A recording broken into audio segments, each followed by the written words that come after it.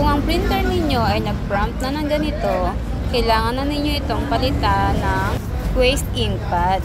Kaya naman, umorder na ako sa Lazada ng waste ink pad. At ito, dumating na nga siya.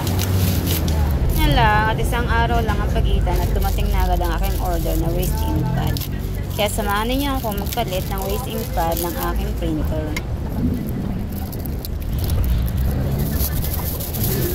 Lagyan natin ng gloves ang ating mga kamay para hindi ito masalinan ng ink. Ayan, tanggalin lang ang tornilyo sa likod at isa sa gilid.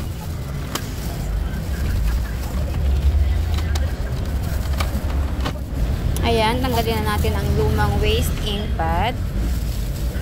Madali lang naman siyang tanggalin.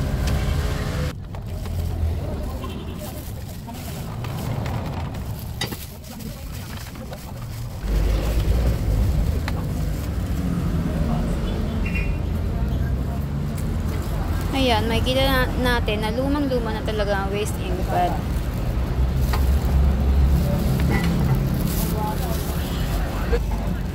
Ayan, at ilagay na natin ang bago. Ganun lang din kung paano natin tinanggal. Balik lang natin siya.